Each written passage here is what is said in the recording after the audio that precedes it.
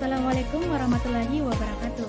Halo semuanya, saya Saliza Zahira, program studi S1 Farmasi dari kelas A Universitas Media Rizky Makassar. Saya akan menjelaskan terkait dengan wawasan ilmu farmasi. Adapun video ini saya buat untuk memenuhi tugas video mata kuliah wawasan ilmu farmasi. Nah, pada video kali ini saya akan membahas beberapa poin. Yang pertama, ilmu farmasi. Yang kedua, komponen ilmu farmasi yang meliputi definisi farmasi, sejarah farmasi, dan pendidikan farmasi. Nah, yang ketiga, obat. Yang keempat, resep. Dan yang kelima, bisnis farmasi. Baiklah, langsung saja ke pembahasannya. Yang pertama, ilmu farmasi. Ilmu farmasi adalah ilmu tentang obat-obat yang mempelajari cara membuat, mengkombinasi, memformulasi senyawa obat menjadi sebuah sediaan jadi yang dapat beredar di pasaran. Nah, dalam ilmu farmasi, kita juga mempelajari tentang berbagai hal, mulai dari pembuatan obat, ramuan tradisional, kemudian pelayanan obat kepada pasien, cara kerja obat di dalam tubuh, dan farmasetika. Termasuk juga belajar tentang cara menjelaskan atau memberikan informasi yang dapat diterima dengan mudah oleh pasien mengenai tata cara konsumsi atau pemakaian obat yang benar, indikasi dan efek samping dari obat tersebut. Nah, adapun cabang ilmu farmasi yang pertama meliputi farmakologi, farmakogenetik, farmakodinamika, farmakonetika, serta farmaknosis. Yang kedua, komponen ilmu farmasi. Yang pertama, definisi farmasi. Kata farmasi berasal dari kata farmakon yang merupakan bahasa Yunani yang berarti racun atau obat, di mana akan berpotensi sebagai racun jika digunakan secara tidak tepat dan akan berpotensi sebagai obat jika digunakan secara tepat.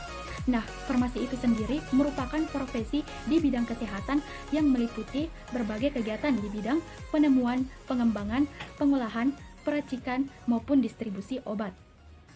Yang kedua, sejarah farmasi. Ilmu farmasi asalnya berkembang dari para tabib dan pengobatan tradisional yang berkembang di Yunani, Timur Tengah, Asia Kecil, Cina, dan wilayah Asia lainnya.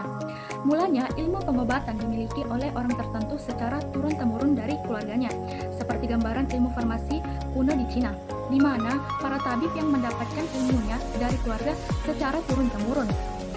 Kalau di Yunani, tabib adalah pendeta, di mana Aesculapius merupakan dewa kesehatan atau pengobatan yang menugaskan dia atau seorang apoteker untuk meracik campuran obat yang ia buat. Sedangkan di Mesir, praktek farmasi dibagi dalam dua pekerjaan. Yang pertama, orang yang mengunjungi orang yang sakit dan yang bekerja di kuil menyiapkan racikan obat. Kemudian, ilmu farmasi baru menjadi ilmu pengetahuan yang sesungguhnya itu pada abad ke-17 di Prancis, sekitar pada tahun 1797. Setelah berdirinya sekolah farmasi yang pertama di Prancis dan buku tentang farmasi ini sudah mulai diterbitkan seperti majalah, farmakope maupun komentar. Nah, kemudian kemajuan di Prancis ini diikuti oleh negara Eropa yang lain, misalnya Italia, Inggris, Jerman, dan yang lain. Di Amerika sendiri, sekolah farmasi berdiri pada tahun 1821 di Philadelphia. Yang ketiga, pendidikan kefarmasian. Pendidikan kefarmasian di Indonesia itu yang pertama SMK Farmasi, di mana SMK Farmasi ini dapat digeluti selama 3 tahun. Yang kedua, D3 Farmasi dapat ditempuh 3 tahun.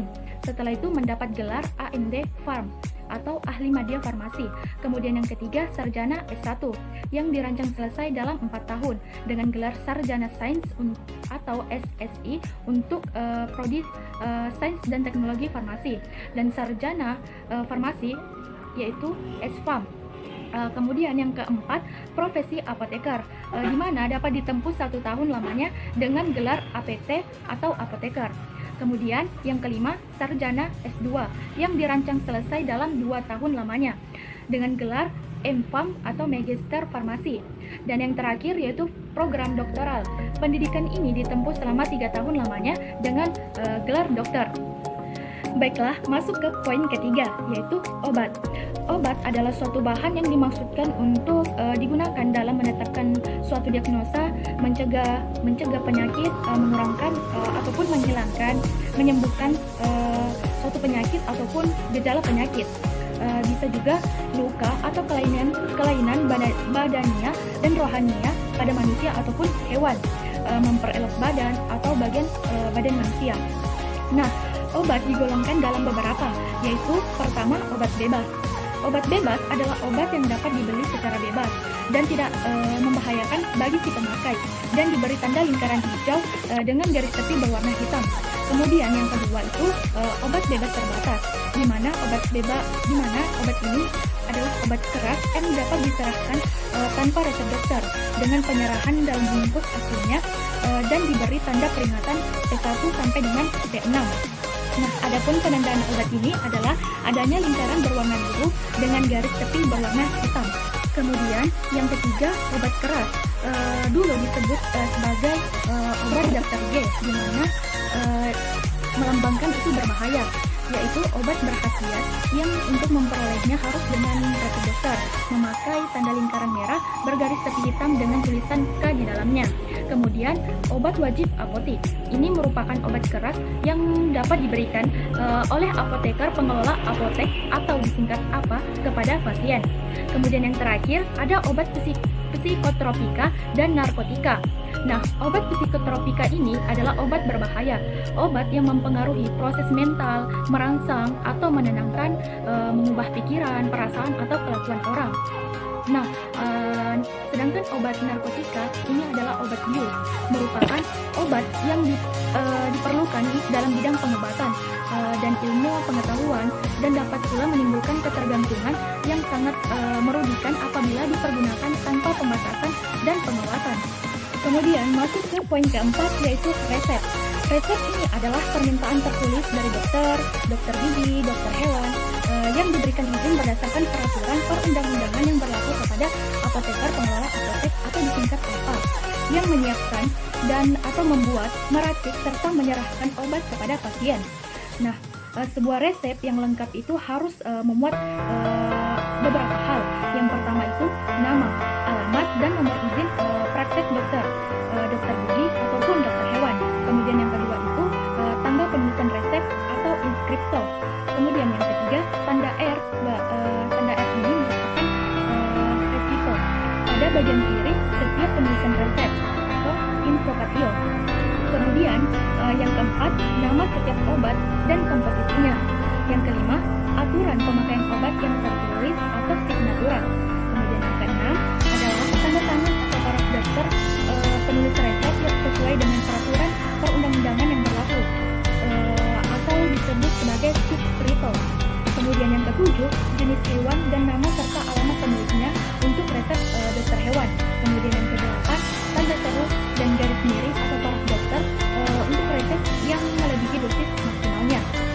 Kemudian resep ini selalu dimulai dengan tanda R yang bergaris miring yang artinya recite, artinya itu ambillah. Nah, di belakang tanda ini biasanya baru tertera nama dan jumlah obat. Umumnya resep ini ditulis dalam bahasa Latin. Jika tidak jelas atau tidak lengkap, apoteker harus menanyakan ini kepada dokter penulis resep tersebut. Masuk ke poin terakhir yang kelima, yaitu bisnis farmasi. Bisnis farmasi ini adalah semua kegiatan dalam rangka mendapatkan keuntungan dengan penawaran barang atau jasa pada seluruh aspek yang menyangkut tentang obat-obatan. Nah, bisnis farmasi ini terbagi dua, yaitu bisnis kefarmasian non-pelayanan dan bisnis pelayanan kefarmasian. Bisnis kefarmasian non-pelayanan terbagi lagi menjadi pabrik obat, pedagang besar farmasi atau disingkat PBF, dan penyedia bahan baku maupun bahan setengah jadi. Sedangkan bisnis pelayanan kefarmasian ini terbagi menjadi apotek, apotek rakyat, dan toko obat. Baiklah, itu saja pembahasan dari saya dan semoga bermanfaat. Wassalamualaikum warahmatullahi wabarakatuh.